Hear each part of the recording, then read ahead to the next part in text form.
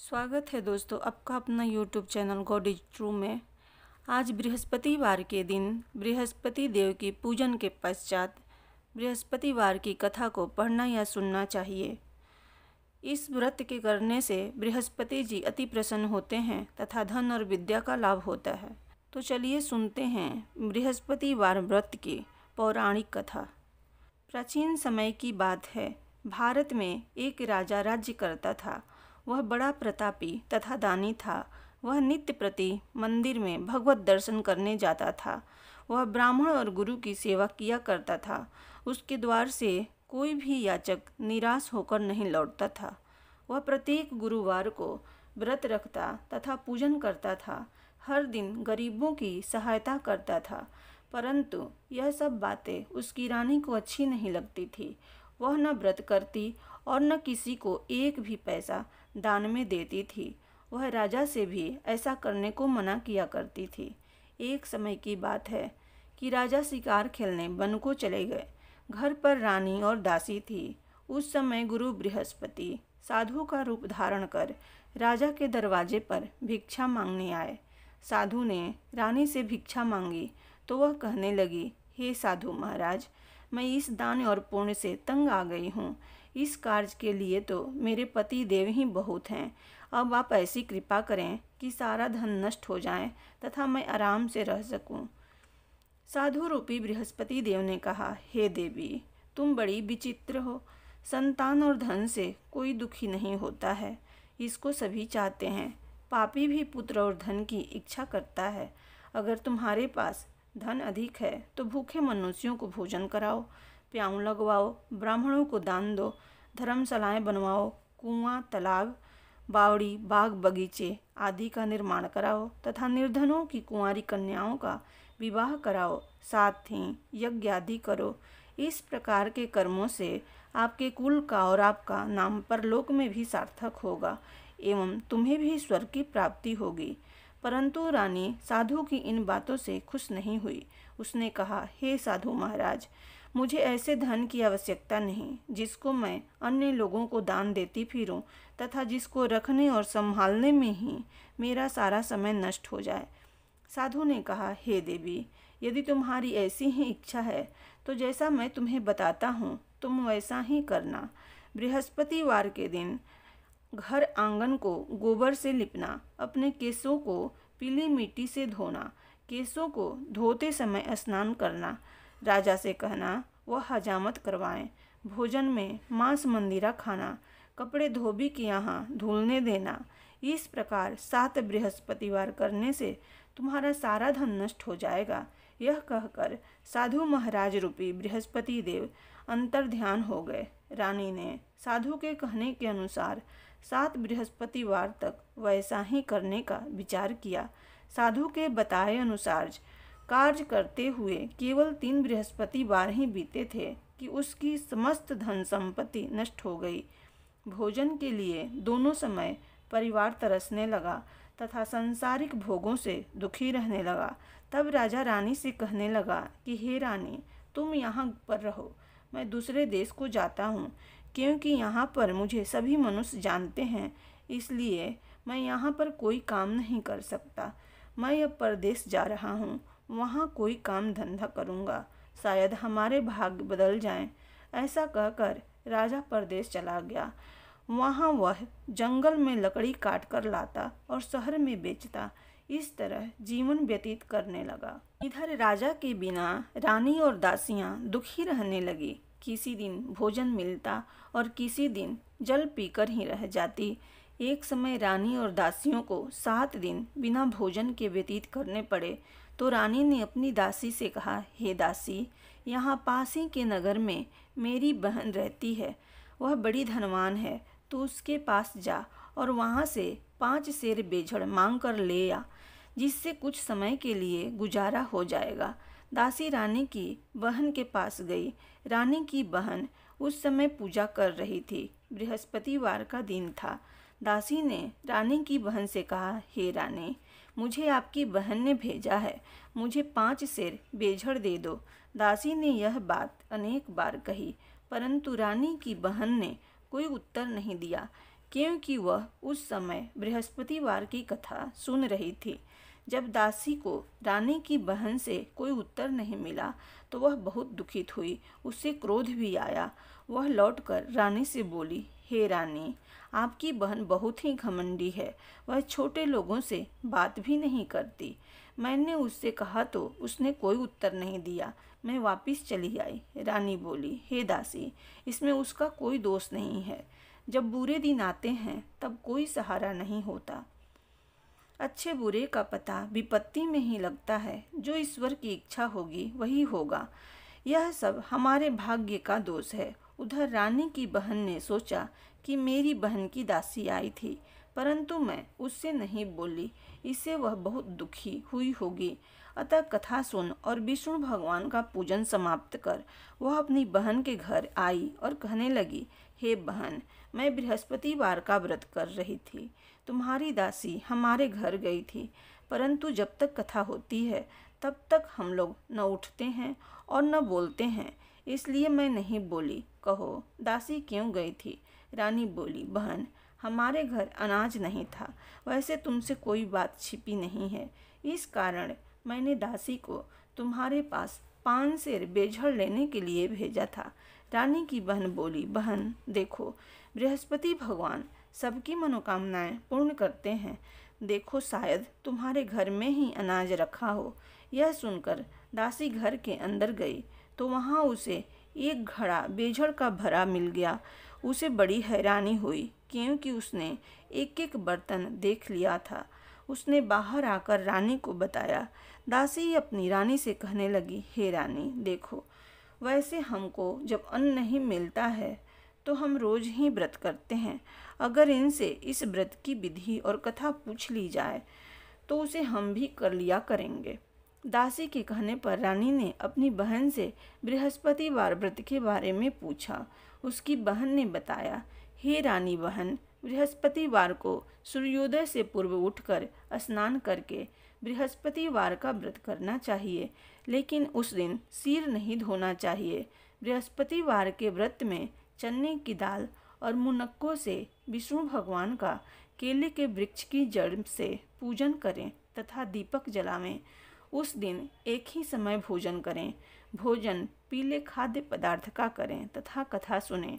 इस प्रकार करने से गुरु भगवान प्रसन्न होते हैं, अन्न पुत्र धन देते हैं। इस तरह व्रत और पूजन की विधि बताकर रानी की बहन अपने घर लौट गई। रानी और दासी दोनों ने निश्चय किया कि वे बृहस्पति देव भगवान का पूजन जरूर करेंगे। 7 दिन बाद जब बृहस्पतिवार आया तो उन्होंने व्रत रखा। घुड़साल में जाकर चना और गुड़ बीन लाई तथा उसकी दाल से केले की जड़ में विष्णु भगवान का पूजन किया।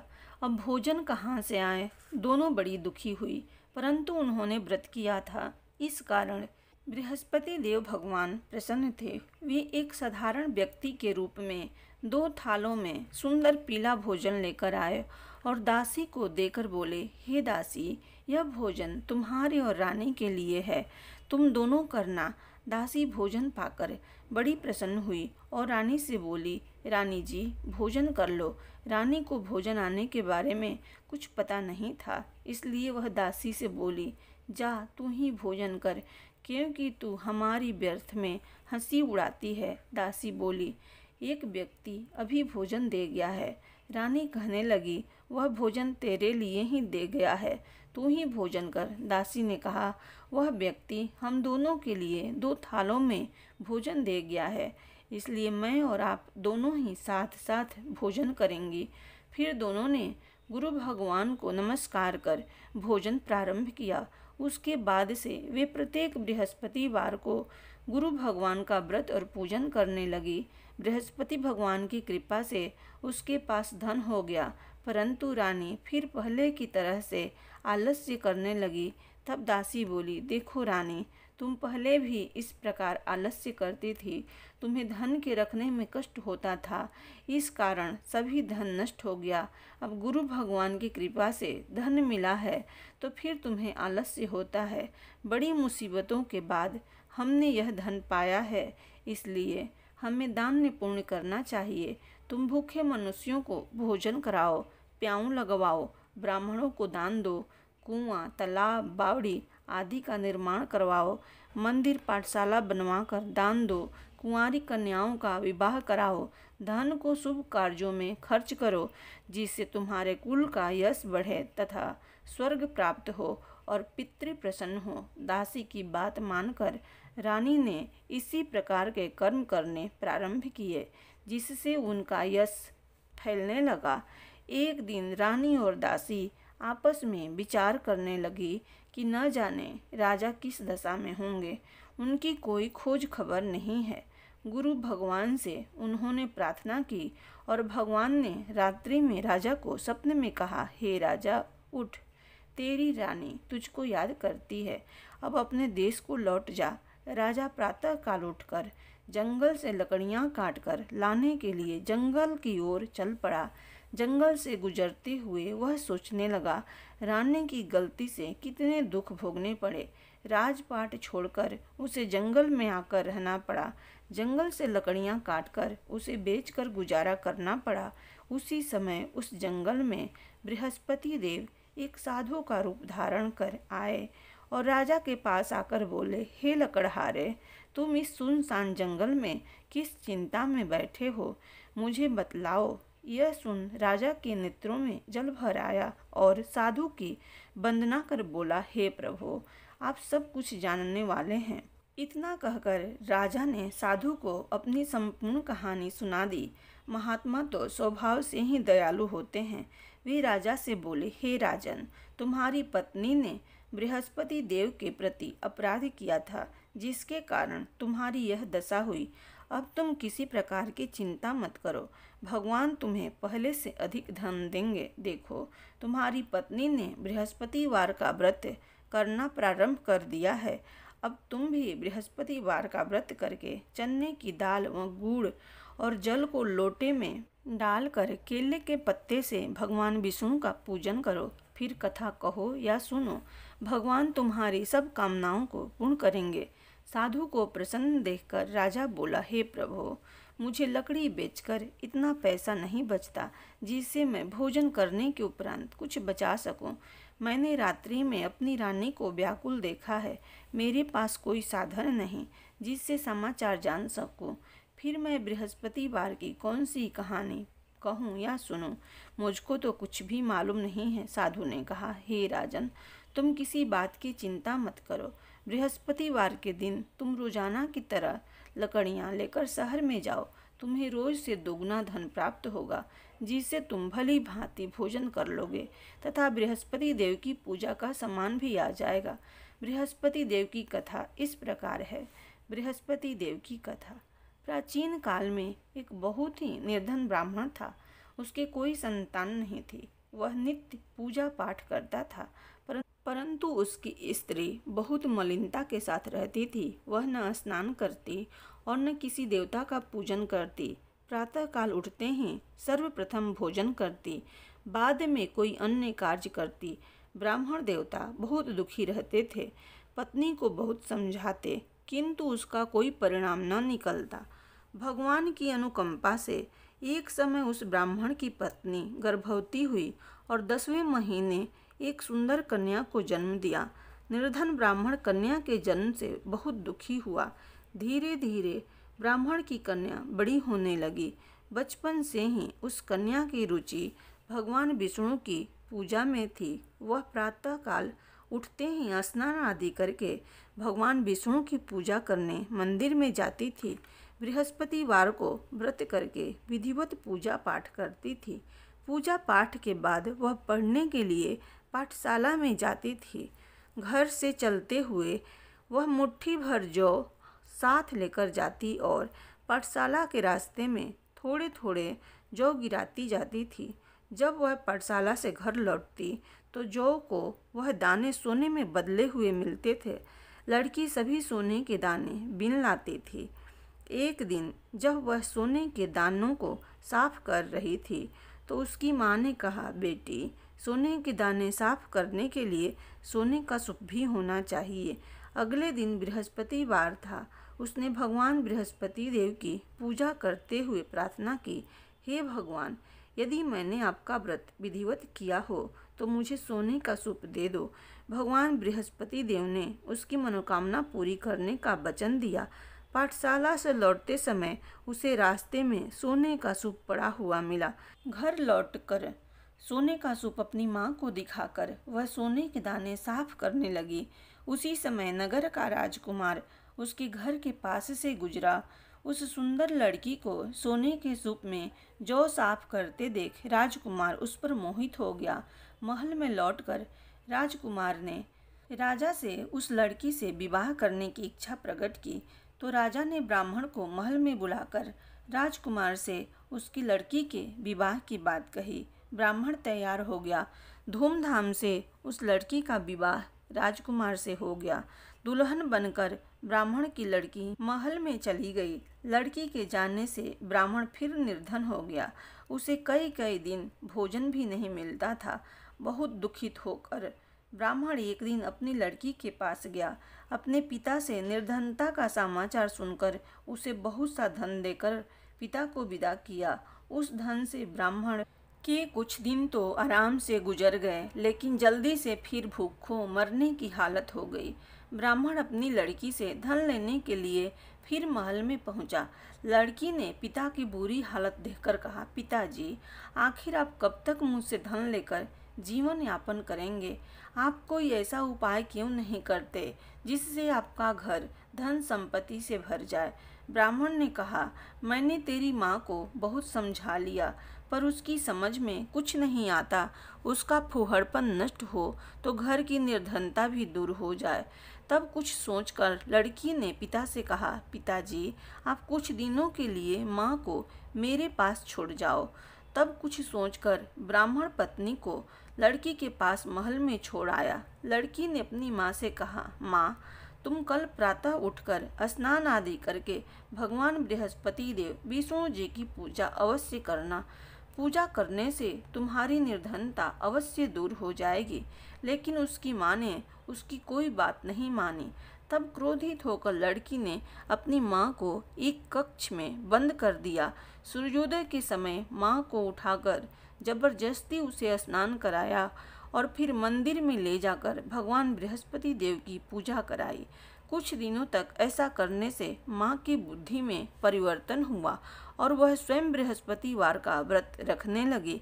उसके व्रत रखने से ब्राह्मण के घर में भगवान विष्णु की अनुकंपा से धन की वर्षा होने लगी। दोनों पति पत्नी धन संपत्ति पाकर आनंद पूर्वक जीवन यापन करते हुए विष्णु धाम को चले गए। लकड़हारा बने राजा ने उस साधु से भगवान बृहस्पति देव की यह कथा सुनकर बृहस्पतिवार का व्रत करके भगवान विष्णु की पूजा की। उस दिन से उसके सभी क्लेश दूर हो गए।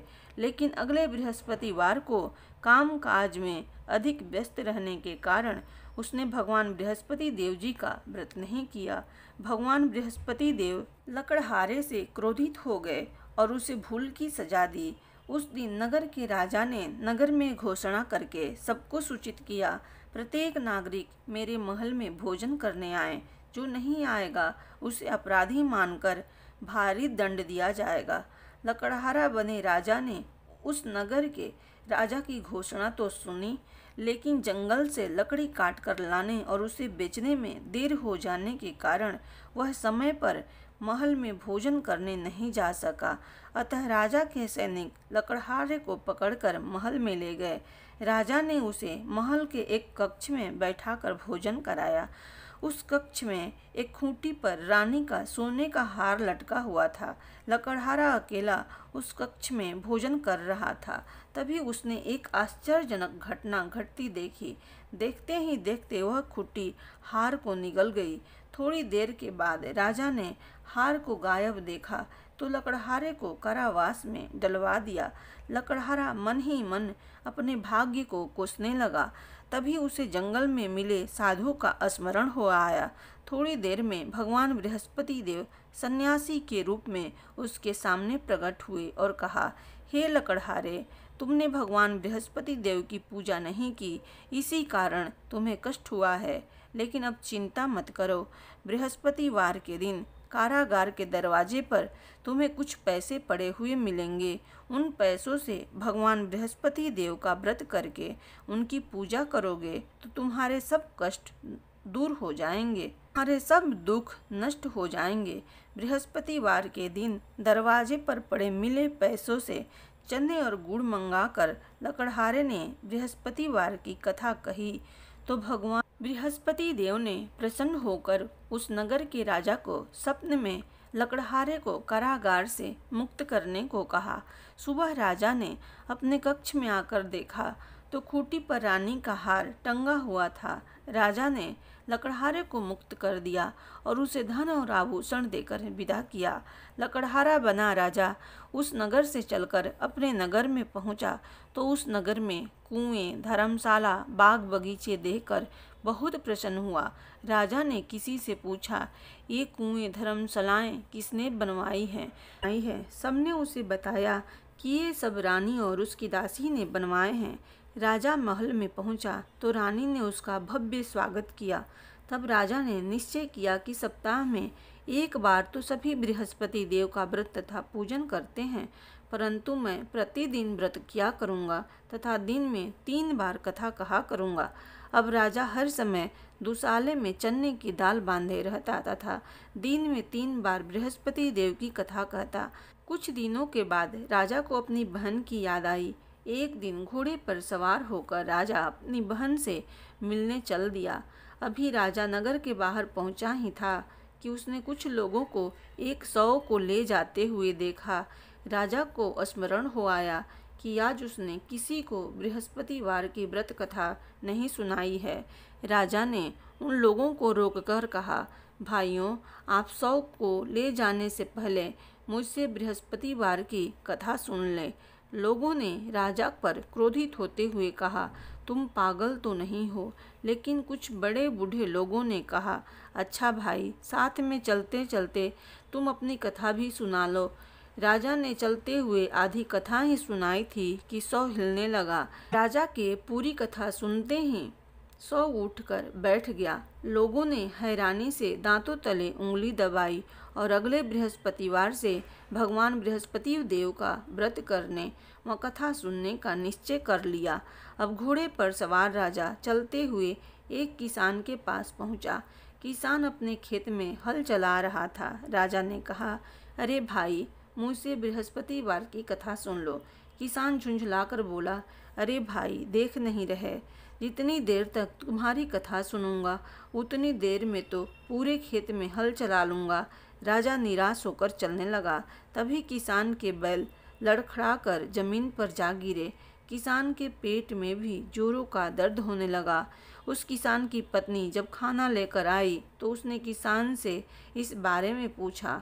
किसान ने घुड़सवार की पूरी कहानी सुनाई। किसान की पत्नी दौड़ती हुई राजा के पास पहुंचकर हाथ जोड़कर बोली, भैया, मैं तुम्हारी कथा सुनने को तैयार हूँ। राजा ने उसके साथ खेत पर पहुंचकर बृहस्पतिवार की कथा सुनाई। तभी बैल उठकर खड़े हो गए। किसान के पेट का दर्द भी तुरंत ठीक हो गया। राजा अपनी बहन के घर पहुंचा तो उसकी बहुत आवभगत हुई। अगले दिन सुबह उठकर राजा ने देखा घर के सभी लोग भोजन कर रहे हैं। किसी भूखे को बृहस्पतिवार की कथा सुनाए बिना राजा भोजन नहीं करता था।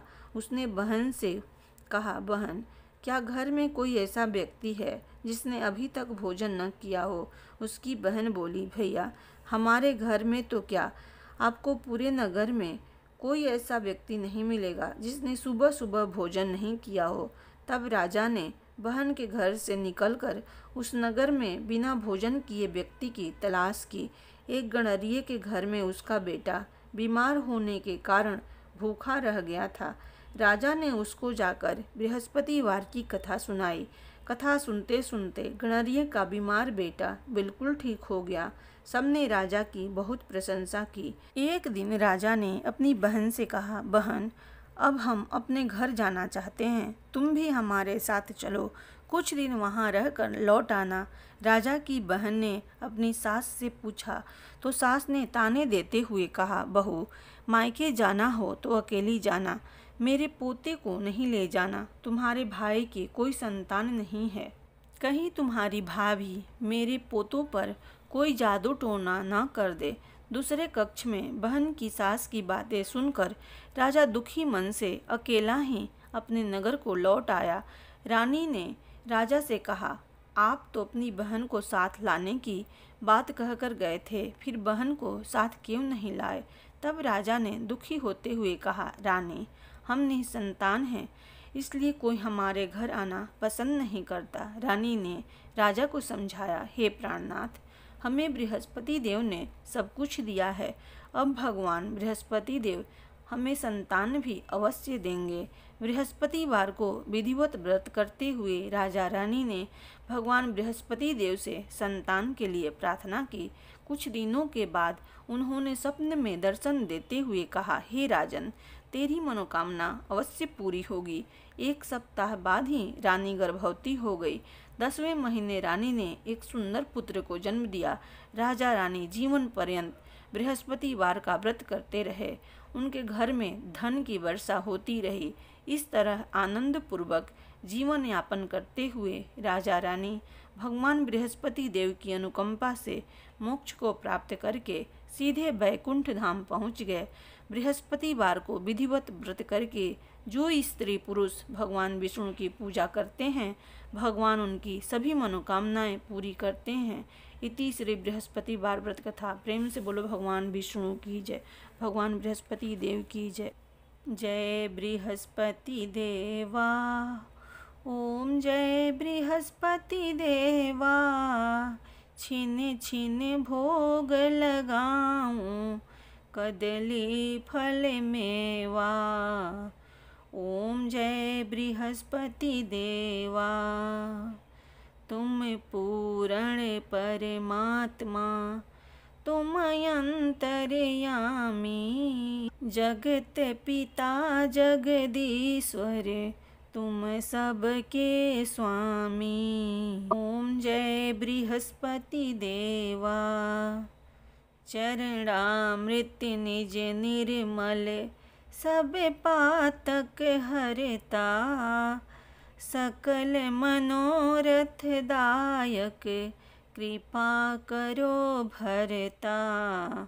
ओम जय बृहस्पति देवा, तन मन धन अर्पण करे, जो जन शरण पड़े, प्रभु प्रकट तब हो करे, आकर द्वार खड़े।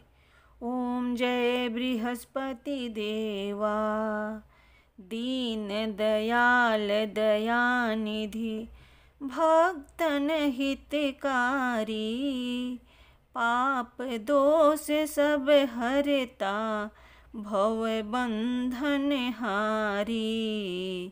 ओम जय बृहस्पति देवा, सकल मनोरथ दायक, सब संशय हारी, विषय विकार मिटाओ, संतन सुखकारी। ओम जय बृहस्पति देवा, जो कोई आरती तेरी प्रेम सहित गावे, ज्येष्ठानंद आनंदन, सो निश्चय पावे। ओम जय बृहस्पति देवा। प्रेम से बोलो बृहस्पति भगवान की जय। ओम जय जगदीश हरे, स्वामी जय जगदीश हरे, भक्त जनों के संकट, दास जनों के अवगुण, क्षण में दूर करे। ओम जय जगदीश हरे, जो ध्यावे फल पावे, दुख बिन से मन का, स्वामी दुख बिन से मन का, सुख संपत्ति घर आवे, कष्ट मिटे तन का। ओम जय जगदीश हरे, मात पिता तुम मेरे, शरण गहूँ मैं किसकी। स्वामी शरण पड़ो मैं किसकी, तुम बिनु और न दूजा, आस करूं जिसकी। ओम जय जगदीश हरे। तुम पूर्ण परमात्मा, तुम अंतर्यामी। स्वामी तुम अंतर्यामी, पार ब्रह्म परमेश्वर, तुम सबके स्वामी। ओम जय जगदीश हरे। तुम करुणा के सागर, तुम पालन करता। स्वामी तुम पालन करता, मैं मूरख खल कामी, मैं सेवक तुम स्वामी, कृपा करो भरता। ओम जय जगदीश हरे। तुम हो एक अगोचर, सबके प्राणपति। स्वामी सबके प्राणपति, किस विधि मिलूं दया मैं, तुमको मैं कुमति। ओम जय जगदीश हरे। दीन बंधु दुख हरता, तुम रक्षक मेरे। स्वामी तुम रक्षक मेरे, करुणा हस्त उठाओ, अपने शरण लगाओ। द्वार पड़ा मैं तेरे, ओम जय जगदीश हरे। विषय विकार मिटाओ, पाप हरो देवा। स्वामी कष्ट हरो देवा, श्रद्धा भक्ति बढ़ाओ, श्रद्धा प्रेम बढ़ाओ, संतन की सेवा। ओम जय जगदीश हरे। श्री जगदीश जी की आरती, जो कोई नर गावे। स्वामी प्रेम सहित गावे, कहत शिवानंद स्वामी, भजत हरि हर स्वामी, मन वांछित फल पावे। ओम जय जगदीश हरे। भक्त जनों के संकट, दास जनों के अवगुण, क्षण में दूर करे। ओम जय जगदीश हरे। प्रेम से बोलो विष्णु भगवान की जय।